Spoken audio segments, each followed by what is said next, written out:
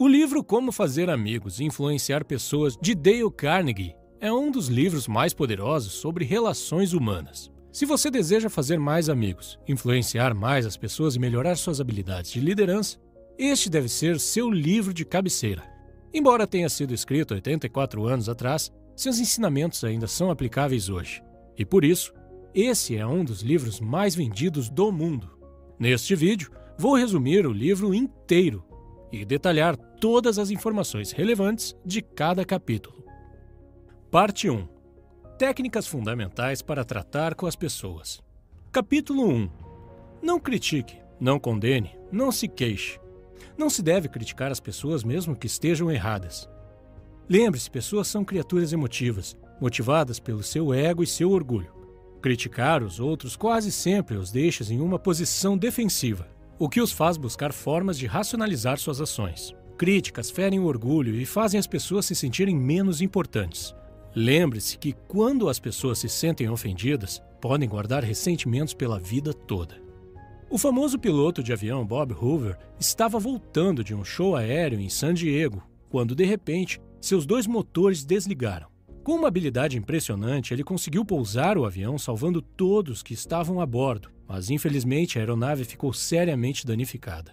O motivo da falha dos motores foi que o turbo-hélice da Segunda Guerra Mundial foi acidentalmente abastecido com combustível de jato. De volta ao aeroporto, Hoover avistou o mecânico que havia cometido este erro, e o jovem estava chorando, imaginando que Hoover devia estar furioso pela perda de seu avião e pelo perigo em que ele tinha colocado os 3 passageiros. Hoover gritou com ele? O repreendeu? O criticou? De jeito nenhum. Na verdade, Hoover disse que para demonstrar a sua confiança de que o mecânico tinha aprendido sua lição, ele gostaria que ele fizesse a manutenção do avião que o piloto usaria no dia seguinte. Pode ser que Hoover tenha sido tão benevolente, pois sabia algo que o psicólogo B.F. Skinner já tinha descoberto vários anos antes. Animais que são recompensados por um bom comportamento aprendem melhor do que os que são punidos por um mau comportamento. O mesmo é verdade para pessoas. Criticá-las não será um incentivo para mudar seu comportamento, porque elas não são movidas pela razão, e sim pela emoção. Qualquer pessoa pode criticar ou reclamar. É preciso ser forte de caráter para compreender e perdoar. Capítulo 2. Faça elogios honestos e sinceros. Um dos fatores que mais influencia o comportamento humano é o desejo de ser apreciado pelos outros. Todos gostamos de ser elogiados e ouvir que estamos fazendo um bom trabalho. Alguns chegam a afirmar que toda civilização se baseia no desejo humano de ser importante. Nosso desejo de aprovação nos leva a escalar as mais altas montanhas, escrever romances e fundar empresas multimilionárias. E para fazer com que alguém se sinta reconhecido, é suficiente usar frases como "obrigado" e "me desculpe", e oferecer elogios sinceros quando apropriado. Sem bajulação e falsidade, claro, pois as pessoas percebem o que não é verdadeiro. Tente esse exercício. Deixe de pensar em si mesmo por alguns momentos e se concentre nos pontos positivos da pessoa à sua frente. Certifique-se de fazer a outra pessoa se sentir importante. Para manter a mentalidade certa, pense como Ralph Waldo Emerson, que disse que todas as pessoas que conheceu em sua vida eram superiores a ele de alguma forma. Então havia sempre algo para apreciar e aprender com cada uma delas. Ou pense na regra de ouro. Trate os outros da mesma forma que gostaria de ser tratado. Portanto, da próxima vez que você ver um trabalhador cansado, entediado, subestimado em algum lugar, tente alegrar o dia dele com um pouco da sua admiração. Deixe pequenas fagulhas de apreciação pelo seu caminho e você ficará surpreso ao ver como as pessoas reagem positivamente quando sua necessidade de reconhecimento é suprida. Você logo se tornará alguém de quem os outros gostam e com quem gostam de trabalhar. E o melhor de tudo, você terá um impacto positivo na vida das pessoas ao seu redor. Capítulo 3. Apele aos interesses dos outros. Digamos que você gosta de chocolate. Quando você vai pescar, você não coloca um pedaço de chocolate no seu anzol. Você coloca o que o peixe quer. Uma minhoca, por exemplo. Por que com as pessoas você age de forma diferente? Claro que você está interessado no que você quer, mas ninguém mais está. Todos temos nossas vontades e interesses. A única forma de influenciar outras pessoas é falar sobre o que elas querem e mostrar a elas como conseguir. Todos sabem o que querem e se importam com o que recebem. Aproxime-se deles através disso. Antes de falar, faça uma pausa e pergunte a si mesmo: o que esta pessoa pode ganhar com o que eu vou dizer? Desafie a si mesmo a não dizer nada sobre o que você deseja. Mostre aos outros que quer ajudá-los. O mundo está cheio de pessoas focadas em si mesmas. As raras pessoas que estão dispostas a focar no outro têm uma grande vantagem. Andrew Carnegie tinha uma cunhada que sempre escrevia para seus filhos, mas nunca recebia respostas. Andrew, então, apostou com alguém que poderia conseguir fazê-los responder. Ele escreveu cartas, deixando uma observação ao final que estava mandando também uma nota de $5, mas não incluiu dinheiro nos envelopes. Sem dúvida, dessa forma, ele obteve as respostas. Seus sobrinhos agradeciam a ele por escrever e perguntavam onde estava o dinheiro. Parte 2. 6 maneiras de fazer as pessoas gostarem de você. Capítulo 1. Se interesse sinceramente pelas outras pessoas. Uma pergunta fácil. Quem são os maiores conquistadores de amigos do mundo, universalmente amados pela maior parte das pessoas? Você acertou se respondeu que são os cães. Eles estão sempre felizes em te ver e parecem acreditar que você é a parte mais importante do mundo deles. Mostrar interesse pelas pessoas faz com que elas se sintam importantes. Todos gostamos de pessoas que nos admiram. As pessoas não estão interessadas em você ou em mim. Eles estão preocupados consigo mesmos, todos os dias, por toda a vida. Quando você vê uma foto sua com seus amigos, para quem você olha primeiro? Lembre-se, você fará amigos mais facilmente se você se interessar mais por eles do que ficar tentando fazê-los se interessar por você. Pergunte às pessoas sobre suas experiências e seus objetivos. Lembre-se dos problemas que elas têm e, quando encontrar uma solução, compartilhe com elas. Não pense em ter contato apenas com o seu círculo social.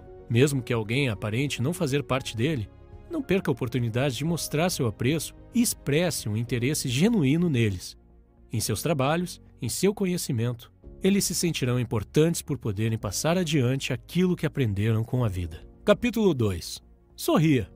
Um sorriso diz: eu gosto de você, você me deixa feliz. Ou, estou contente de te ver. É uma mensagem boa. Era uma vez um corretor da Bolsa de Nova York chamado William B. Steinhardt, que decidiu tentar algo novo. William era bastante rabugento e raramente sorria em sua vida pessoal ou profissional. Mas por conselho do autor, se comprometeu a sorrir mais, tendo uma conversa motivadora consigo mesmo na manhã em que o experimento começou. Ele começou o dia cumprimentando sua esposa com um sorriso. Então sorriu para o porteiro do prédio, o caixa do metrô, os negociantes da bolsa e também seus colegas do escritório. O resultado? As pessoas começaram a sorrir de volta. Em casa, Steinhardt disse que houve mais alegria nos primeiros 2 meses de experimento do que no ano inteiro antes disso. No trabalho, reclamações e queixas ficaram mais fáceis de lidar, e ele passou a ganhar mais dinheiro. Em resumo, ele ficou mais rico e mais feliz. Como mostra a história, um sorriso pode ajudar muito. Se alguém que acabamos de conhecer sorri para nós, temos a tendência de gostar dessa pessoa automaticamente. O sorriso de um bebê, por exemplo, nos faz sentir bem imediatamente, e também nos sentimos bem ao ver um cachorro abanando o rabo de alegria em nos ver. Então, se você quiser que as pessoas te achem mais agradável instantaneamente, sorria. Quando perceberem que você está feliz em vê-las, elas não vão conseguir evitar de ficar felizes em ver você também. Capítulo 3.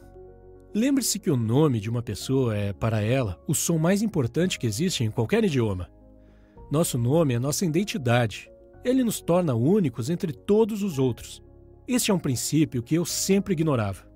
Eu conheci alguém e 5 segundos depois já tinha me esquecido do seu nome. Mais tarde, quando precisava chamar a pessoa pelo nome, sempre me desculpava dizendo: sinto muito, sou horrível com nomes, como é seu nome mesmo?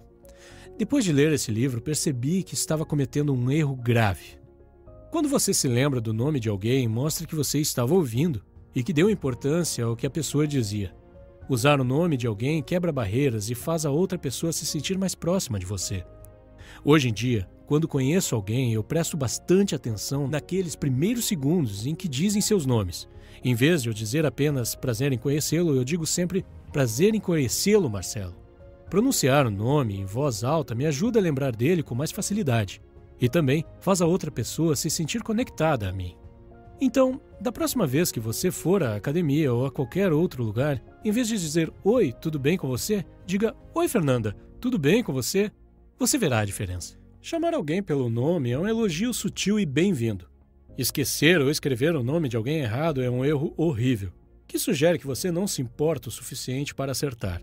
As pessoas pagam muito dinheiro para que seus nomes sejam lembrados depois que elas se vão. Dão seus nomes a prédios, parques, avenidas, etc. Um empresário que não consegue se lembrar dos nomes de seus principais clientes está simplesmente dizendo: eu não me importo com grande parte do meu negócio. Certa vez, Carnegie queria que sua empresa se fundisse com uma empresa de automóveis, chamada Pullman. Quando Carnegie mencionou que a empresa nova manteria o nome, Pullman ficou muito mais animado. Se você tem dificuldades para lembrar nomes, procure entendê-los quando surgirem pela primeira vez na conversa. Peça que o repitam, até mesmo que o soletrem, se necessário. Então, o repita várias vezes para a pessoa durante a conversa. Finalmente, quando estiver sozinho, tente fazer algum tipo de associação entre o nome e outros fatos ou palavras. Capítulo 4. Seja um bom ouvinte. Incentive os outros a falar sobre si mesmos. A vida de uma pessoa é a vida que mais importa para ela. A sua dor de cabeça pode significar mais para você do que a fome que mata milhões de pessoas desconhecidas. Permitir que alguém fale sobre si faz com que essa pessoa se sinta importante e lisonjeada. Todos passam por momentos que consideram difíceis e muitos gostam de falar sobre eles. Caso os tenham superado, pergunte a eles sobre o assunto. Melhor ainda, combine seu interesse com a dica sobre oferecer apreciação e elogios sinceros. Diga a eles como as suas histórias são incríveis, como você gostaria de ter a mesma experiência e a mesma sabedoria que eles têm. Ao conversar, a maioria das pessoas fica tão preocupada com o que elas próprias querem dizer em seguida que mal prestam atenção no que a outra pessoa diz. Ouvir verdadeiramente significa fazer um esforço consciente para dar ao outro sua atenção completa. E os benefícios dessa abordagem são enormes. Certa vez, o autor participou de um jantar em Nova York, onde conheceu um botânico. Como nunca havia conhecido um botânico antes, o autor ouviu por horas, fascinado pelas descrições de plantas exóticas e experimentos.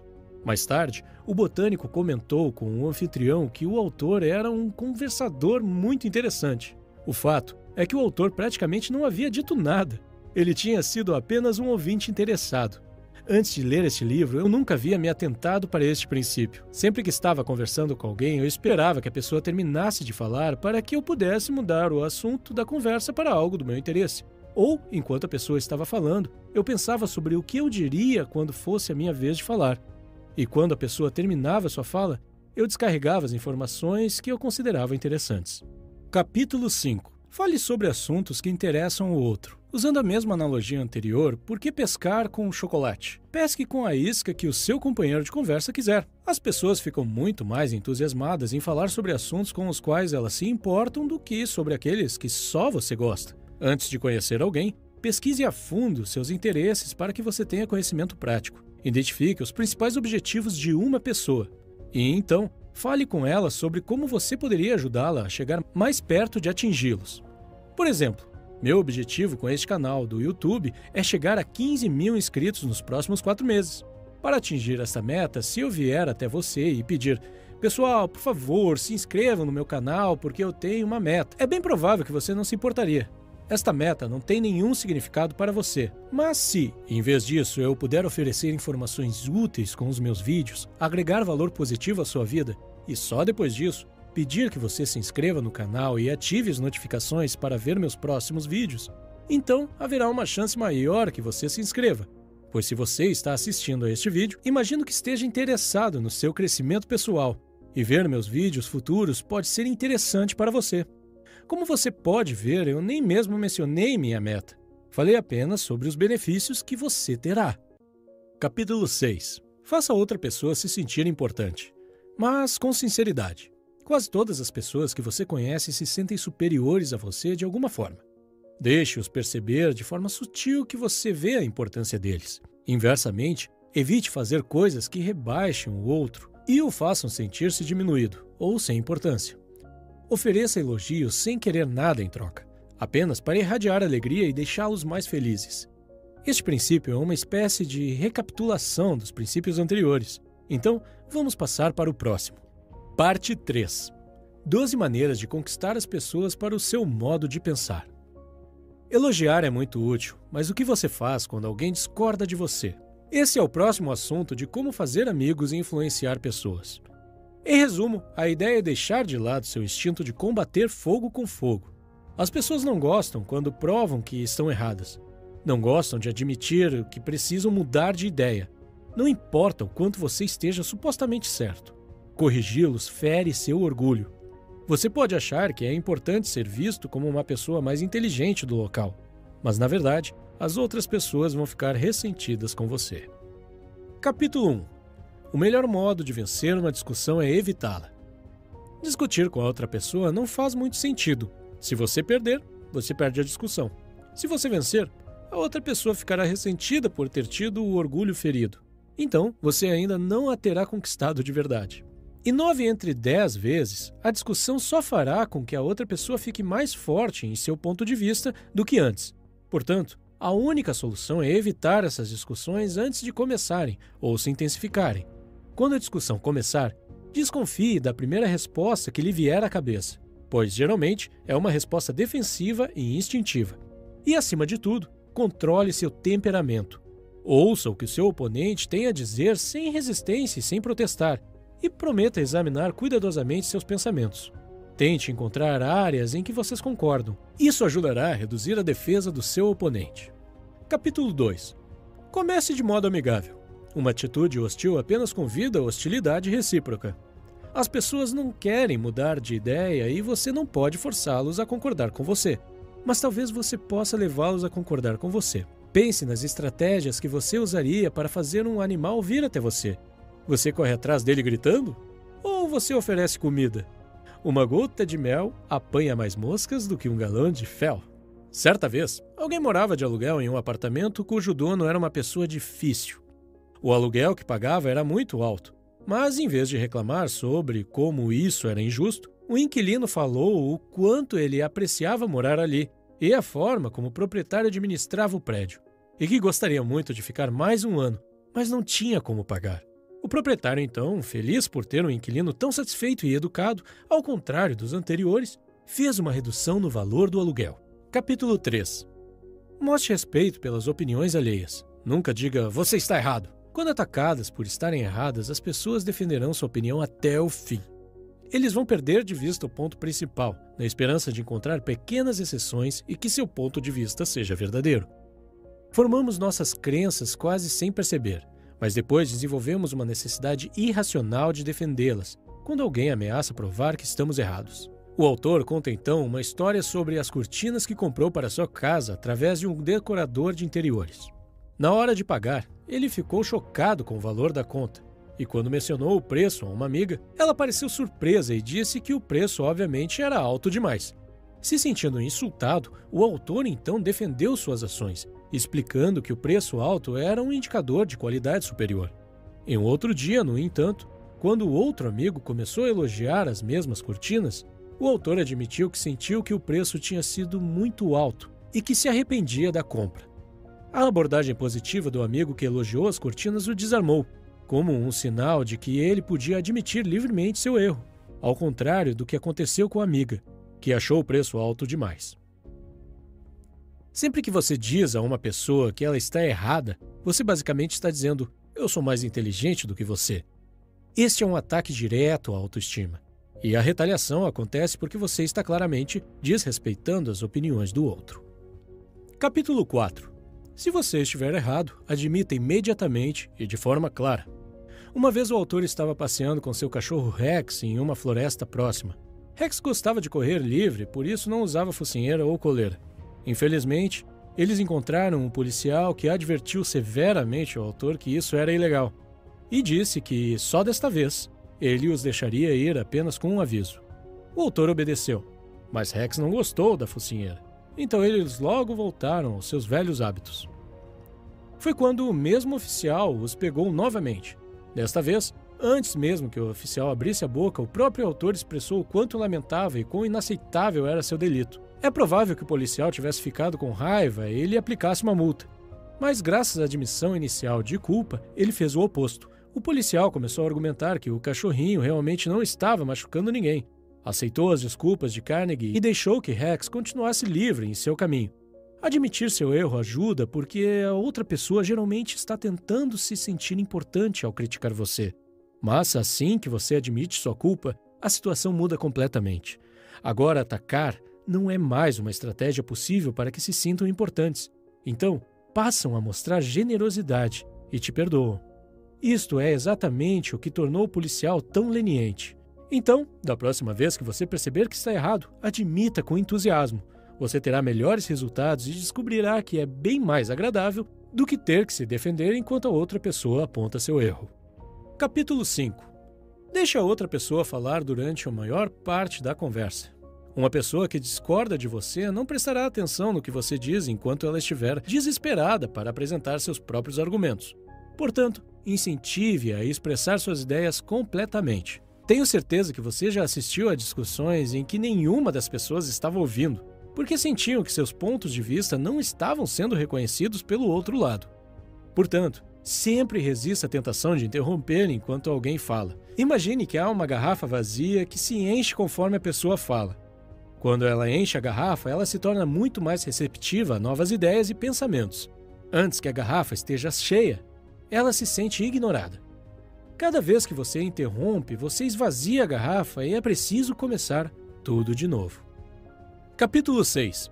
Tente honestamente ver as coisas pelo ponto de vista alheio. Se você tivesse nascido no corpo de outra pessoa, tivesse tido as experiências dela e visse o mundo pelas mesmas lentes, acabaria chegando às mesmas conclusões. Considere as ideias e sentimentos alheios tão importantes quanto os seus. Imagine como seria olhar para o mundo do ponto de vista da outra pessoa. Essa atitude é bastante produtiva. Vai te ajudar a descobrir os interesses do outro e articular seus argumentos para apelar aos interesses dele. Por exemplo, em uma entrevista de emprego, coloque-se no lugar do entrevistador. Você acha que ele gosta do processo da entrevista e de conversar com dezenas de pessoas em busca da pessoa certa? Você acha que ele está esperando que você se saia bem ou mal? Assim como você espera ser a pessoa certa para o cargo, o entrevistador também espera que a próxima pessoa que entrar em sua sala se encaixe perfeitamente no perfil da vaga. Ele também quer encerrar as entrevistas o quanto antes. Mude sua perspectiva. Em vez de ver a entrevista como uma situação que pode resolver o seu problema, veja-a como uma situação que pode resolver o problema do outro. Se você se concentrar nos problemas da empresa e explicar como os resolverá, seu problema será resolvido também. Capítulo 7. Seja compreensivo com as ideias e desejos da outra pessoa. Qualquer pessoa chateada sente-se completamente justificada em sua raiva. Não importa no que você acredita. Quando estamos com raiva, não dizemos para nós mesmos: eu sei que estou sendo irracional e que minha raiva não faz sentido, mas vou ficar com raiva mesmo assim. Todos precisam de compaixão e que seus sentimentos sejam reconhecidos como válidos. Se pudermos ser compreensivos com os outros, eles também vão compreender o nosso lado e, muitas vezes, concordar com a nossa maneira de pensar. Capítulo 8. Comece com perguntas às quais a outra pessoa responderá sim. Cada vez que alguém diz não, fica na defensiva, e a tendência é que seja consistente com esse sentimento nas perguntas seguintes. Portanto, não comece falando sobre as opiniões em que vocês discordam. Comece com as que vocês concordam. Faça a pessoa começar dizendo sim. Em vez de forçar suas conclusões, guie a pessoa até suas conclusões, com uma série de perguntas lógicas, sem deixar que percebam o que você está fazendo. É melhor usar o tom genuíno e paciente, em vez de aparentar já saber de todas as respostas. Faça perguntas com respostas pouco óbvias, para que a pessoa não se sinta encurralada. Essa técnica é muito usada por vendedores. Por exemplo, imagine que eu queira vender meus resumos de livros para você. Eu digo: você parece ser uma pessoa que gosta de ler, certo? Você responde que sim. Então eu digo: você gosta de economizar dinheiro? Você gosta de economizar tempo? É provável que suas respostas seriam sim, novamente. Assim que você disser sim, eu direi: compre meus resumos de livros, é exatamente o que você deseja. Você economizará tempo, dinheiro e lerá um livro muito mais rápido. Como você se sentiria nesse momento? Tenho certeza que você se sentiria preso em uma armadilha, forçado a fazer algo que você não quer. Mesmo se você gostasse do meu produto, você ficaria chateado com a minha abordagem. Provavelmente não compraria meu produto. Capítulo 9. Deixe a outra pessoa pensar que a ideia é dela.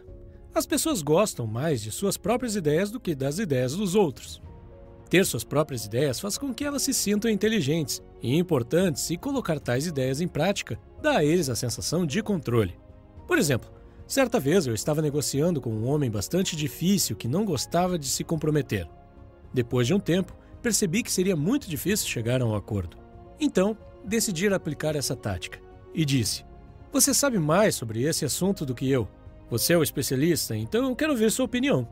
Como podemos chegar a um acordo?" Ele parou por um momento e então começou a me dar conselhos e opções. Sua abordagem mudou de oponente para mentor. Depois de ouvir todas as suas opções, escolhi uma delas e decidi implementá-la. Como foi ele quem deu a opção, ele ficou muito mais engajado e interessado em implementá-la com sucesso. Capítulo 10. Apele para os motivos mais nobres. Uma pessoa geralmente tem 2 motivos para fazer algo. Um que parece ser o motivo certo e um motivo verdadeiro. Esqueça o verdadeiro. Apele aos princípios morais mais elevados dela. Por exemplo, se alguém estiver quebrando um acordo, diga a ele que a impressão que você teve do caráter dele era de alta integridade. Dê a ele um tempo para pensar e diga que se ele quiser tomar essa atitude mesmo assim, então você vai aceitar e admitir que seu julgamento de caráter estava errado, mas que você ainda acredita que ele é um homem de palavra e não vai quebrar o acordo. De forma geral, nós humanos queremos ser considerados nobres e honestos. Capítulo 11. Dramatize suas ideias. A atenção das pessoas está mais escassa do que nunca. Encontre maneiras de capturá-la sem ser artificial. Simplesmente declarar uma verdade não é suficiente. Torne essa verdade vívida, interessante e dramática. Encontre uma maneira de representar visualmente o que está em jogo. Um vendedor de caixa registradora observou que a fila no caixa da loja estava muito lenta. Então ele disse ao proprietário que ele estava perdendo centavos com cada um dos seus clientes. Ele jogou moedas no chão para ilustrar o que queria dizer. Imagine como esta estratégia seria eficaz se ele continuasse fazendo isso repetidamente para ilustrar o dinheiro perdido a cada cliente. Steve Jobs ficou famoso ao apresentar o iPod com a frase 1000 músicas no seu bolso, em vez de mencionar gigas de armazenamento. Aqui estão algumas táticas para aplicar este princípio. Forneça uma analogia visual. Mostre objetos para ilustrar tamanho, velocidade e custo. Diga o valor da oportunidade em dinheiro. Por exemplo, sua empresa estará perdendo uma Ferrari por dia enquanto não corrigir esse problema. Eu gosto dessa tática e já usei muito no passado. Por exemplo, quando estava terminando meu estágio, tive que fazer uma apresentação final sobre os resultados. No total, éramos cerca de 25 alunos e a minha apresentação foi uma das mais interessantes. O motivo é que não falei das tarefas entediantes que fazia no Excel. Eu simplesmente comecei dizendo que meu estágio economizou $1.300 para a empresa. Assim que eu disse isso, todos os gerentes da plateia começaram a me ouvir com mais atenção e fizeram muitas perguntas no final.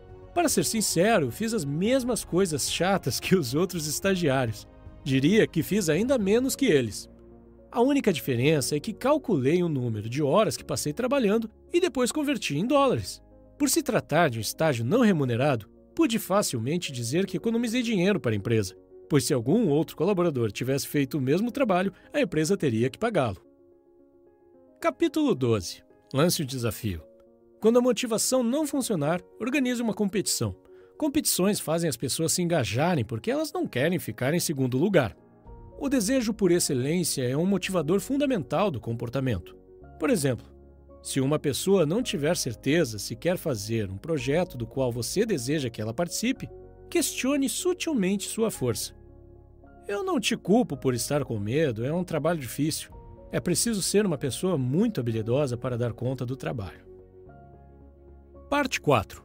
A parte final deste livro fala sobre como modificar as pessoas sem as ofender ou provocar ressentimentos. Capítulo 1. Comece com um elogio e uma apreciação sincera. É sempre mais fácil ouvir coisas desagradáveis depois de ouvir elogios sobre nossos pontos positivos. Sem elogios, a situação fica pesada demais. Ao elogiar, evite ser formal. É uma situação normal no mundo corporativo. Ouvir alguns elogios formais, em seguida uma grande crítica e no final, pequenos elogios novamente. Isso é conhecido como sanduíche de merda. Em vez disso, Sempre ofereça elogios sinceros e pontuais sobre itens específicos, em vez de generalizar. É ainda mais eficaz quando a pessoa sabe que você não está feliz com o trabalho e veio até você para reclamar. Nesta situação, se você puder oferecer apreciação sincera, será uma grande surpresa e tornará a pessoa mais receptiva ao seu feedback. Capítulo 2. Chame a atenção para os erros alheios apenas de forma indireta. Evite ataques diretos. As pessoas normalmente sabem o que fizeram de errado. Chamar a atenção explicitamente cria resistência. Aqui estão 2 táticas que você pode usar. Em primeiro lugar, depois do seu elogio sincero, não diga mas, e sim e. Talvez você já tenha ouvido antes que tudo o que vem depois de mas não conta. Aqui estão 2 exemplos para você comparar. Você fez um excelente trabalho e se esforçou bastante, mas poderia ter evitado esses erros descuidados. Versus, você fez um excelente trabalho e se esforçou bastante, e se você fizer uma lista, vai melhorar sua taxa de precisão. Essa última abordagem evita o sentimento negativo de fracasso. Segunda tática: se uma tarefa estiver deixando de ser feita, faça você mesmo e mostre o trabalho para a pessoa. Por exemplo, John Wanamaker viu um cliente sendo ignorado no balcão enquanto os vendedores conversavam no canto. Ele mesmo atendeu a mulher e, em seguida, entregou a compra para que os vendedores embalassem. Capítulo 3. Fale de seus próprios erros antes de criticar os das outras pessoas. Admitir seus próprios erros mostra que você reconhece que a tarefa é difícil e que os erros da pessoa são compreensíveis. Carnegie diz que se você deseja trazer as pessoas para a sua forma de pensar, sempre fale sobre seus próprios erros antes de criticar a outra pessoa. Nunca diga "você está fazendo isso do jeito errado" ou "você não deveria fazer isso". Essa abordagem apenas deixaria a pessoa na defensiva e ela tentaria provar que estava certa com todas as explicações possíveis. Primeiro, fale sobre seus próprios erros. Diga a eles como você se sentiu quando estava no lugar deles e como você estava errado. Por exemplo, eu costumava contratar alunos para o programa de estágio de uma empresa onde trabalhei há vários anos. Durante o processo de entrevista, pude perceber que muitos alunos não conseguiam se expressar de verdade por causa do estresse e do nervosismo. Tenho certeza de que você está familiarizado com esse sentimento. Assim que você entra na sala de entrevista, seu QI cai para 20. E você não consegue nem responder a pergunta simples. Isso também dificultava o meu trabalho, pois era difícil identificar se o aluno não sabia a resposta ou se apenas não conseguia responder por causa do estresse. A situação ficava ainda mais difícil se o aluno fosse introvertido e tímido. Por isso, eu sempre tentava deixá-los relaxados, dizendo que era apenas uma conversa amigável, que eles não precisavam se estressar. Mas nunca dava certo. Um dia decidi iniciar o processo de entrevista com a minha própria história, embaraçosa de entrevista que fiz quando eu estava me candidatando para a mesma vaga que eles tentavam naquele momento. Eu disse a eles que não consegui responder à entrevistadora quando ela me perguntou se eu poderia citar uma plataforma de mídia social que fosse famosa. Na época, o Facebook era a maior plataforma de mídia social e eu o usava todos os dias, porém não consegui responder a uma pergunta tão simples.